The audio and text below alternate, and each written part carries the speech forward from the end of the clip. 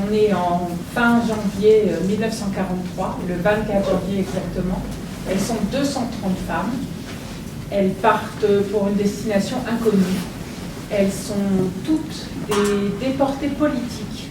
Elles ne sont pas juives, mais elles sont résistantes, communistes, gaullistes, catholiques. Elles appartiennent à un certain nombre de réseaux et elles ont été embarquées dans ce train pour une destination inconnue. Dans son wagon, dans le wagon où est Charlotte Delvaux, elles sont 70 et elles ont trouvé un système pour s'allonger tête bêche pour que chacune d'entre elles puisse passer le mieux possible ce voyage dont elles ne savent encore rien.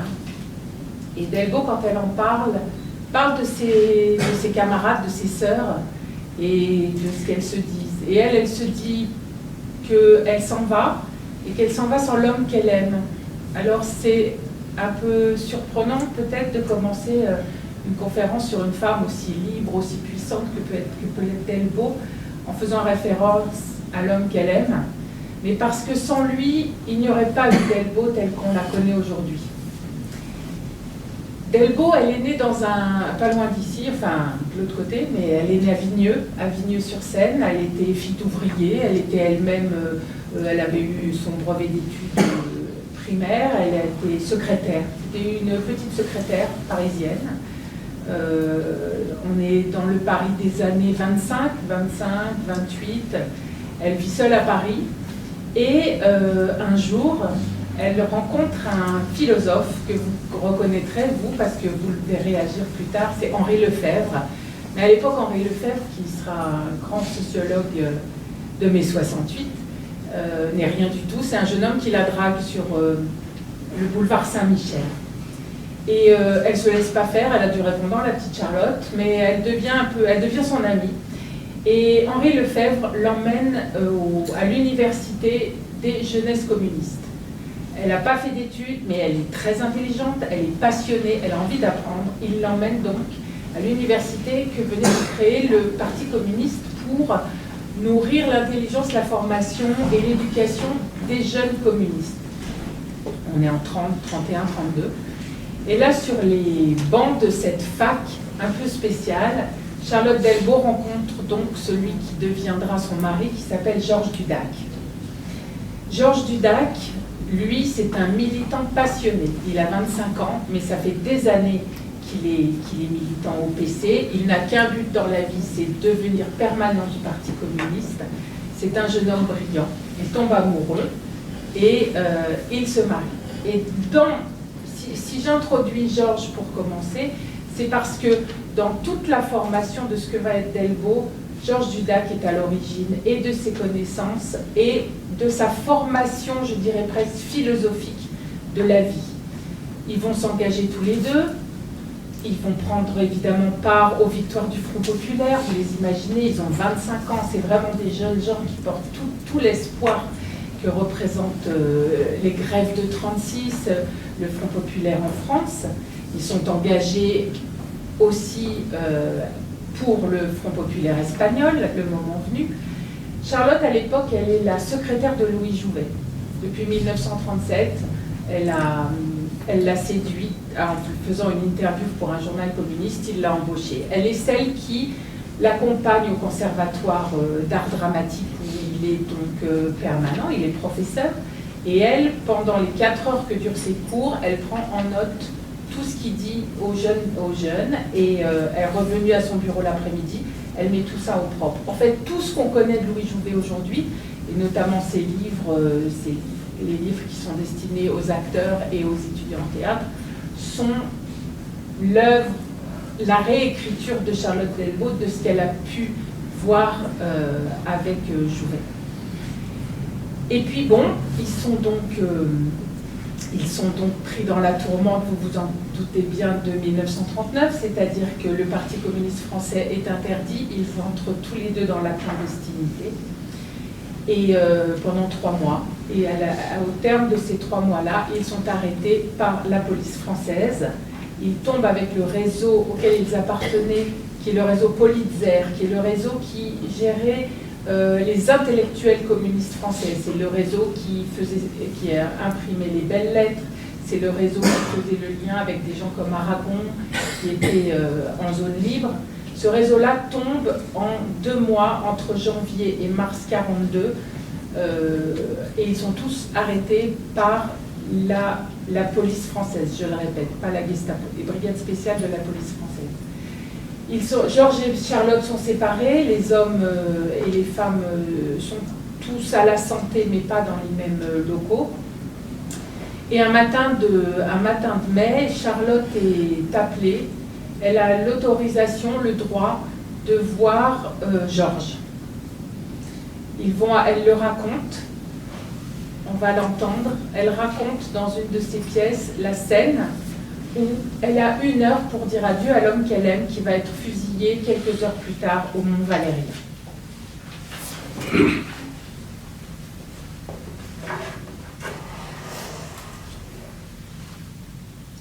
Nous nous battons pour la liberté. Ce qui serait horrible, ce serait de mourir pour rien, de mourir sans avoir rien fait de sa vie. Nous avons choisi, toi et moi. Je n'avais pas choisi de te perdre, jamais. J'avais toujours pensé que nous tomberions ensemble, si nous tombions. Chérie, tous les combattants ne sont pas frappés au même moment. Heureusement, où serait la victoire? Si tous succombaient, tu vivras, toi. Oh, que j'en suis heureux. Paul, Chérie, sois forte comme tu l'as toujours été. je le suis, Paul. Je le serai. Tu vois, quelquefois, tu disais que tu ne voudrais pas d'un mari chauve. Je t'ai dit cela? Oui, oui, tu m'as dit cela. Et même que tu ne voudrais pas d'un mari bedin. Je t'ai dit cela? Et tu me répondais que je n'avais rien à craindre parce que tu ne deviendrais jamais vieux, hélas. Hier soir, quand l'officier nous a appelés pour nous annoncer, il nous a proposé la vie sauve et la liberté immédiate pour nos femmes si nous acceptions de faire une déclaration qui serait rendue publique, par laquelle nous dirons revenir de nos erreurs et nous mettre au service de la jeunesse italienne. Le papier était tout prêt, il n'y avait qu'à signer. Nous ne l'avons même pas regardé. Tu n'aurais pas voulu sortir à ce prix, n'est-ce pas? J'ai pensé que le savoir sauver, sortir avec lui, même pour un seul jour, même pour une seule nuit et m'endormir une seule fois encore près de lui, le sentir chaud et vivant contre moi, j'ai pensé que cela valait n'importe quel prix, et j'ai eu honte. N'est-ce pas? Non, Paul. Tu seras libre bientôt de toute manière. La victoire est proche. Pouvait-il prévoir qu'il me faudrait encore passer par Auschwitz et Ravensbrück, attendre 3 ans pour la victoire? On croyait alors que les femmes n'avaient pas à craindre pour leur vie. On ne savait pas ce qu'était la déportation. Que Paul ne l'ait pas su m'a consolé souvent, ensuite quand j'étais au camp. C'est d'autant plus affreux, Paul. Non, chérie, c'est ce qui donne la force. Françoise, mon amour. Paul, mon amour. Voilà, c'est la scène d'adieu de Georges à Charlotte qu'elle dépeint en quelques phrases.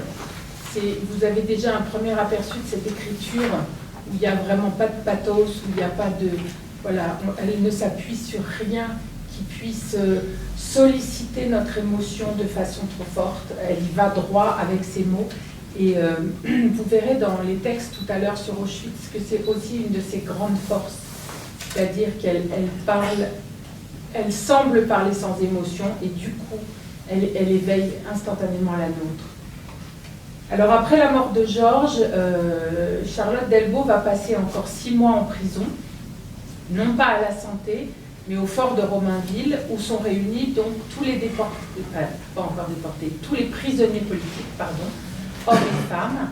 Et au cours de ces 6 mois au fort de Romainville, il va se créer entre ces femmes, et c'est important de voir que c'est à cet endroit-là que se jouera ensuite, qu'on appellera la sororité à Auschwitz. Elles vont se retrouver entre femmes qui ont en commun d'être des militantes. C'est-à-dire que ce sont des femmes qui s'étaient engagées en sachant qu'éventuellement la prison, la torture, voire la mort était une des étapes de leur chemin. Donc ce sont des femmes politisées, hiérarchisées et qui ont un moral de combattante.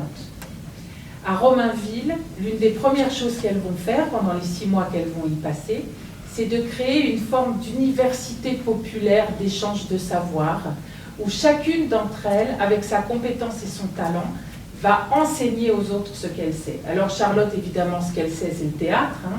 Elle a été formée par Jouvet, et donc elle monte avec ses camarades des pièces de théâtre qu'elles produisent le dimanche après-midi de façon à ce que les hommes puissent aussi les entendre. Alors elles montent soit des scénettes historiques, soit elles vont monter des pièces entières, et qu'elles savent de mémoire, et qu'elles font avec des bouts de ficelle, quoi, des draps, du faux maquillage. Elles réinventent un monde à elles, et un monde de combat qui va être extrêmement important dans les mois qui suivent quand elles sont à Auschwitz. Alors ce jour-là arrive donc le 24 janvier 1943. On leur demande de préparer leurs affaires, et elles montent dans ce train à Compiègne. Et au cours de 3 jours et 3 nuits, elles vont donc rouler vers ce qu'elles ne savent pas encore être Auschwitz. Alors, l'aurait-elle su? De toute façon, comme dit le personnage de Françoise qui représente Charlotte, elle ne savait pas ce qu'était la déportation, elle n'en avait pas idée. Tout ce qu'elle pouvait imaginer, c'était qu'elle partirait pour un camp de déportation politique, où elle devrait travailler, sans doute, peut-être il y avait des travaux forcés, bon, mais elle n'avait pas l'idée de ce que pouvait être un camp d'extermination comme celui d'Auschwitz, dans la mesure où les déportés politiques n'allaient pas à Auschwitz. En fait, l'histoire de ce convoi, le grand drame de ce convoi, c'est qu'on ne sait toujours pas pourquoi ces 230 femmes-là sont arrivées à Auschwitz. Ça n'était pas leur destination. Elles étaient vraisemblablement parties pour Ravensbrück, et elles sont arrivées à Auschwitz. Et donc, dans ce train, pour une deuxième fois, mais je trouve ce texte très beau, elle pense à Georges.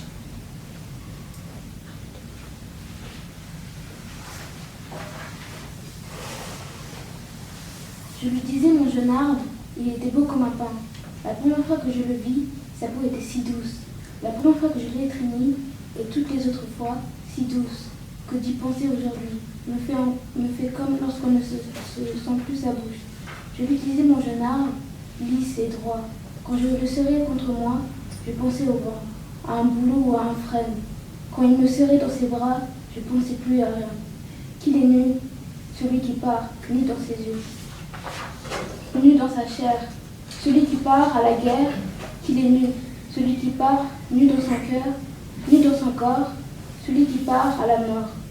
Je l'appelais mon amoureux du mois de mai, des jours qu'ils étaient enfants. Heureux tellement je le laissais, quand personne ne voyait être. Mon amoureux du mois de mai, même en décembre, enfant et tendre, quand nous marchions enlacés, la forêt était toujours, la forêt de notre enfance. Nous n'avions plus de souvenirs séparés. Il embrassait mes doigts, ils avaient froid. Il disait les mots que disent les amoureux du mois de mai. J'étais seule à entendre. On n'écoute pas ces mots-là. Pourquoi? On écoute le cœur qui bat. On croit pouvoir toute la vie les entendre. Ces mots-là tendent. Il y a tant de mois de mai, toute la vie, à deux qui s'aiment. Alors ils l'ont fusillé en mois de mai.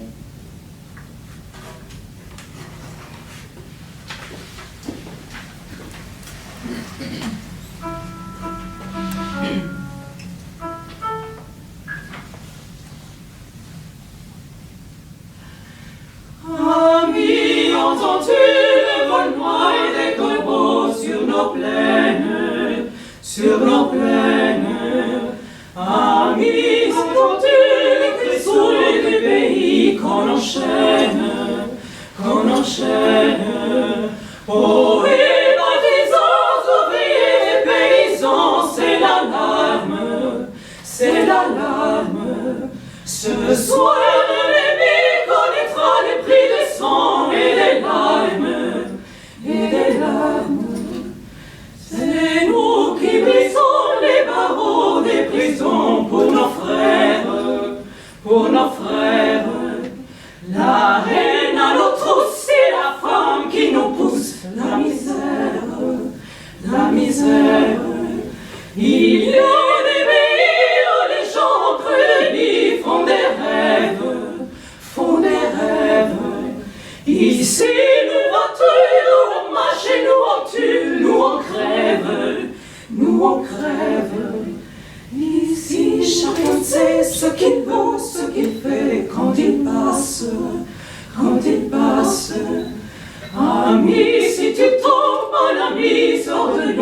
à ta place, demain le sol noir séchera au grand soleil sur les routes, sifflez compagnons dans la nuit, la liberté nous écoute, sifflez compagnons dans la nuit, la liberté nous écoute.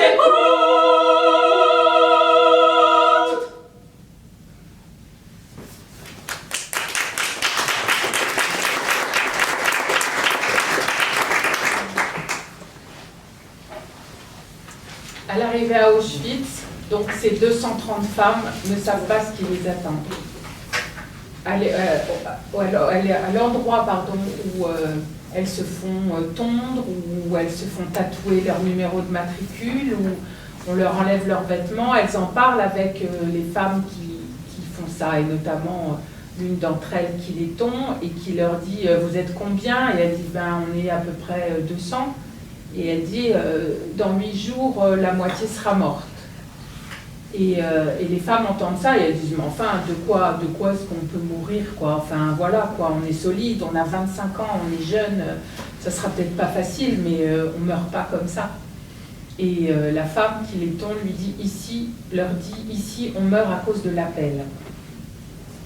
Alors l'appel dans l'œuvre de Delbo court dans les 3 tomes qui parlent d'Auschwitz, parce que l'appel, ça veut dire être réveillé à 4 heures du matin, se mettre en rang par carré de 10 sur 10 et attendre dans le froid. Vous vous rappelez, on est en Pologne, hein, on est dans les plaines de Pologne fin janvier, puis février, puis mars.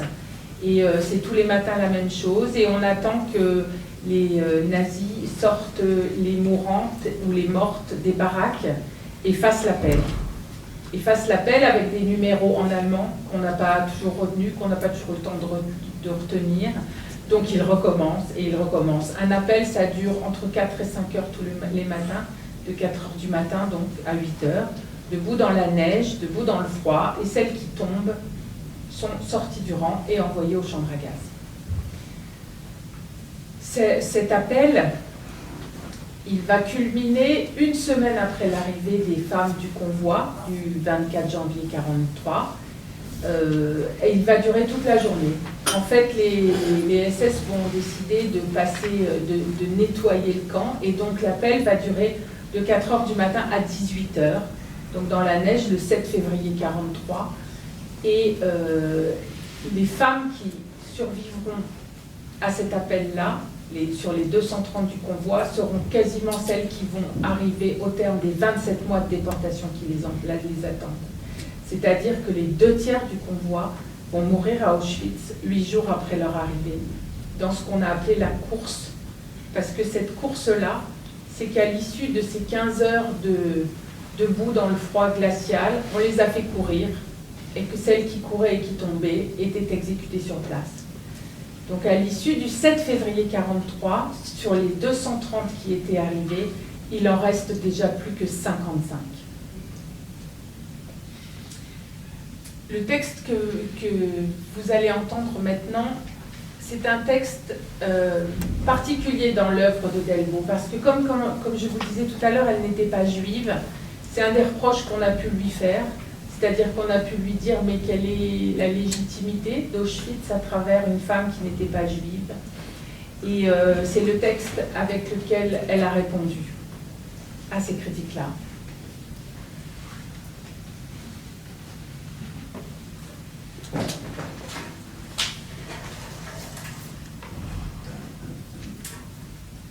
Rue de l'arrivée, rue du départ. Il y a les gens qui arrivent. Ils cherchent des yeux dans la foule de ceux qui attendent et ceux qui les attendent. Ils les embrassent et ils disent qu'ils sont fatigués du voyage. Il y a les gens qui partent. Ils disent au revoir à ceux qui ne partent pas et ils embrassent les enfants. Il y a une rue pour les gens qui arrivent et une rue pour les gens qui partent.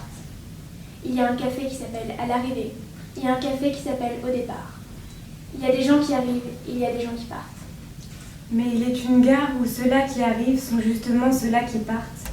Une gare où ceux qui arrivent ne sont jamais arrivés, où ceux qui sont partis ne sont jamais revenus. C'est la plus grande gare du monde. C'est à cette gare qu'ils arrivent, qu'ils viennent de n'importe où. Ils y arrivent après des jours et après des nuits, ayant traversé des pays entiers. Ils y arrivent avec les enfants, même les petits qui ne devaient pas être du voyage. Ils ont emporté les enfants parce qu'on ne se sépare pas des enfants pour ce voyage-là. Ceux qui en avaient ont emporté de l'or, parce qu'ils croyaient que l'or pouvait être utile.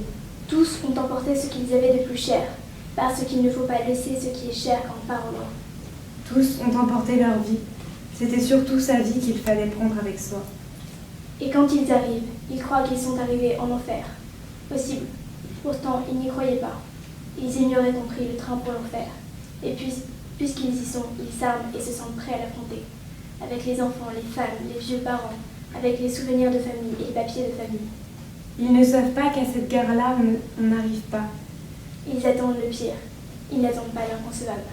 Et quand on leur crie de se ranger par 5, hommes d'un côté, femmes et enfants de l'autre, dans une langue qu'ils ne comprennent pas, ils comprennent au coup de bâton et se rangent par 5 puisqu'ils s'attendent à tout.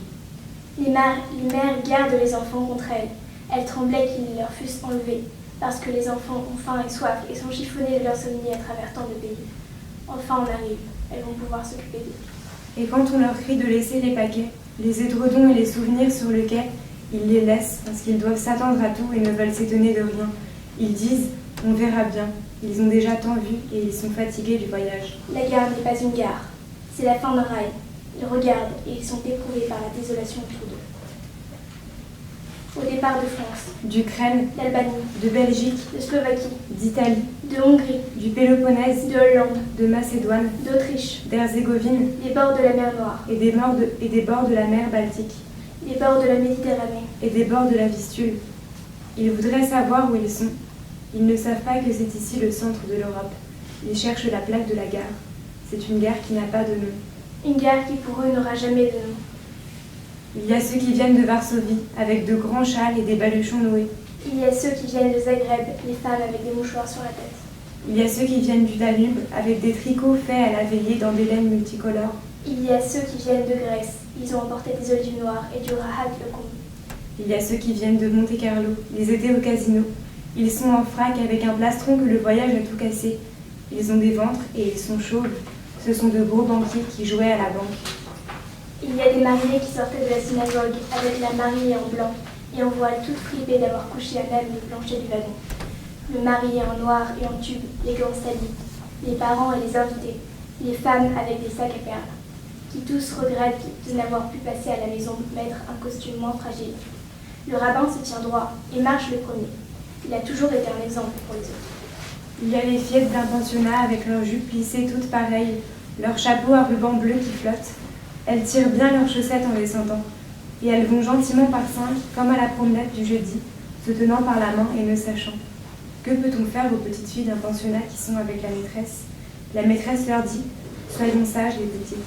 Elles n'ont pas envie de n'être pas sages. Il y a les intellectuels. Ils sont médecins ou architectes, compositeurs ou poètes. Ils se distinguent à la démarche et aux lunettes. Eux aussi ont vu beaucoup dans leur vie. Ils ont beaucoup étudié. Certains ont même beaucoup imaginé pour faire des livres. Et rien de leurs imaginations ne ressemble à ce qu'ils voient ici. Il y a le peuple inépuisable des villes, où les hommes occupent chacun son alvéole. Et ici maintenant, cela fait d'interminables rangs, et on se demande comment tout cela pouvait tenir dans les alvéoles superposées des villes. Il y a une mère qui calotte son enfant, 5 ans peut-être, parce qu'il ne veut pas lui donner la main, et qu'elle veut qu'il reste tranquille à côté d'elle. On risque de se perdre, on ne doit pas se séparer dans un endroit inconnu et avec tout ce monde. Elle calotte son enfant, et nous qui savons ne lui pardonnons pas. D'ailleurs, ce serait la même chose si elle le couvrait de baisers. Il y a ceux qui avaient voyagé 18 jours et qui étaient devenus fous, et s'étaient entretués dans les wagons. Et ceux qui avaient été étouffés pendant le voyage tant ils étaient serrés. Évidemment, ceux-là ne descendent pas. Il y a une petite fille qui tient sa poupée sur son cœur. On asphyxie aussi les poupées. Il y a 2 sœurs en manteau blanc qui se promenaient et qui ne sont pas rentrées pour le dîner. Les parents sont encore inquiets. Par 5, ils prennent la rue de l'arrivée. C'est la rue du départ, ils ne le savent pas. C'est la rue qu'on ne prend qu'une fois. Ils marchent bien en ordre, qu'on ne puisse rien leur reprocher. Ils arrivent à une bâtisse et ils soupirent. Enfin, ils sont arrivés. Et quand on crie aux femmes de se déshabiller, elles déshabillent les enfants d'abord, en prenant garde de ne pas réveiller tout à fait, de ne pas les réveiller tout à fait. Après des jours et des nuits de voyage, ils sont nerveux et grognons. Et elles commencent à se déshabiller devant les enfants, tant pis. Et quand on leur donne à chacune une serviette, elles s'inquiètent. Est-ce que la douche sera chaude parce que les enfants prendraient froid? Et quand les hommes, par une autre porte, entrent dans la salle de douche, nus aussi, elles cachent les enfants contre elles. Et peut-être alors tous comprennent-ils. On habillera un orchestre avec les jupes plissées des fillettes. Le commandant veut qu'on joue des valses viennoises le dimanche matin. Une chef de bloc fera des rideaux pour donner à sa fenêtre un air de chambre avec l'étoffe sacrée que le rabbin portait sur lui pour célébrer l'office, quoi qu'il advint en quelque lieu qu'il se trouvât. Une capot se déguisera avec l'habit et le tube du marié, son ami avec le voile, et elles joueront à la noce le soir quand les autres sont couchées mortes de fatigue. Les capots peuvent s'amuser, elles ne sont pas fatiguées le soir. On distribuera aux Allemandes malades des olives noires et du loukoum, mais elles n'aiment pas les olives de Kalamata ni les olives en général. Et tout le jour et toute la nuit, tous les jours et toutes les nuits, et les cheminées fument avec ce combustible de tous les pays d'Europe. Des hommes près des cheminées passent leur journée à passer les cendres pour retrouver l'or fondu des dents en or. Ils en ont tous de l'or dans la bouche, ces juifs, et ils sont tant que cela fait des tonnes. Et au printemps, des hommes et des femmes répandent les cendres sur les marais asséchés. Pour la première fois, labouré et parti le sol avec du phosphatement. Ils ont un sac attaché sur le ventre, et ils plongent la main dans la poussière d'eau humain, qui les jette à la volée en peinant sur les sillons avec le vent qui leur envoie la poussière au visage. Et le soir, ils sont tout blancs, des rides marquées par la sueur qui a coulé sur la poussière. Et qu'on ne craigne pas d'en manquer. Il arrive des trains et des trains. Il en arrive tous les jours et toutes les nuits, tous les heures de tous les jours de toutes les nuits. C'est la plus grande gare du monde pour les arrivées et les départs. Il n'y a que ceux qui entrent dans le camp, qui sachent ensuite ce qui est arrivé aux autres, et qui pleurent de les avoir quittés à la gare, parce que ce jour-là, l'officier commandait aux plus jeunes de former un rang à part. Il faut bien qu'il y en ait pour assécher les marais et répandre les cendres des autres. Et ils se disent qu'il aurait mieux valu ne jamais entrer ici, ne jamais savoir.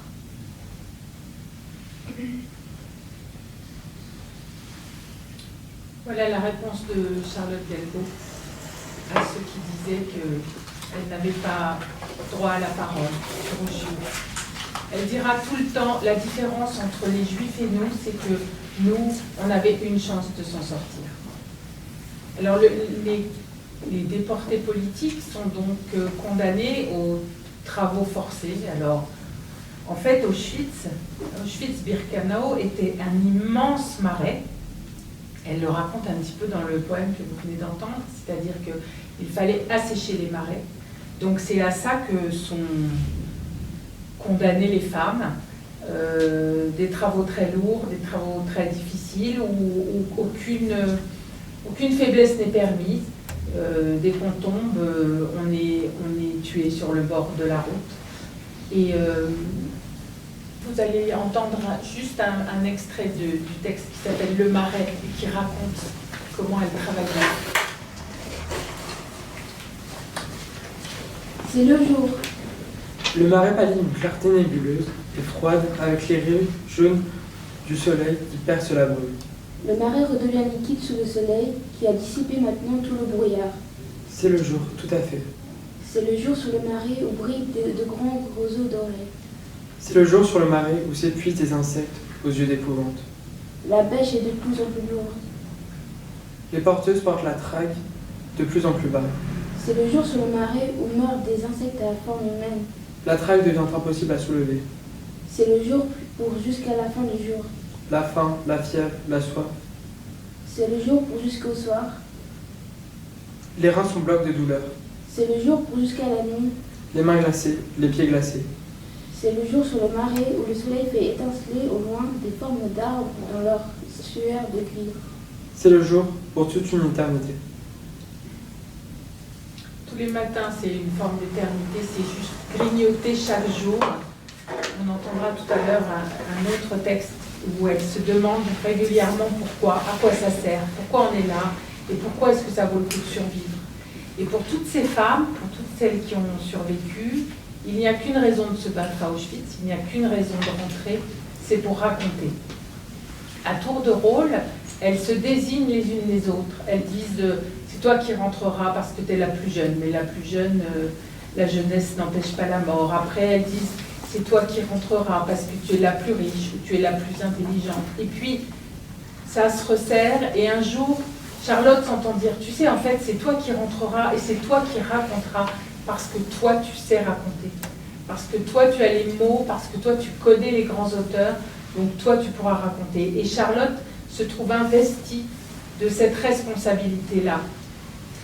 Heureusement, pour les survivantes du convoi du 24 janvier, très vite, il y a un miracle qui se produit. Alors un miracle qui est aidé par Marie-Claude Vaillant-Couturier, qui est donc avec elle dans le train, qui est déportée avec elle, mais qui étant quand même l'une des grandes responsables des communistes femmes françaises, rejoint l'administration parallèle du camp, parce qu'il y avait une résistance à l'intérieur du camp. Elle rejoint cette administration-là et grâce à son entre-gens arrive à sauver les femmes de son convoi. Et en juillet, à partir de juillet, elle les fait déplacer dans un petit camp qui est sur l'immense camp d'Auschwitz, un petit camp qui s'appelle Reisko, qui est un camp où le nazi qui est chargé de ce camp-là et cherche à faire du caoutchouc synthétique. Alors, évidemment, comme les armées allemandes étaient coupées de leur approvisionnement en caoutchouc, ils essayaient de trouver du caoutchouc synthétique. Ça n'a jamais marché, ne serait-ce que parce que les déportés qui travaillaient dans le camp ont soigneusement saboté toutes les tentatives. Mais à Reisko, ce SS-là avait eu l'intelligence de comprendre que si on avait des esclaves, il valait mieux quand même les garder un petit peu longtemps plutôt que les précipiter à la mort, notamment par les épidémies de typhus. Et donc, il les gardait propres, elles avaient le droit de prendre des douches, elles avaient des vêtements propres, et il les nourrissait à peu près convenablement. C'est-à-dire qu'il faisait cultiver des tomates, des légumes, etc., et qu'elles pouvaient en manger. Donc, dans ce camp-là, la cinquantaine de survivantes du convoi va pouvoir se retaper tant bien que mal. Alors évidemment, vous voyez ce que je veux dire, hein, elles survivent déjà. Elles survivent. Et que va faire Charlotte une fois qu'elle va être à Reisko, un peu reposée, un peu tranquillisée? Avec ses camarades, elle va recommencer à faire du théâtre. C'est-à-dire qu'elles vont monter pour le soir de Noël 43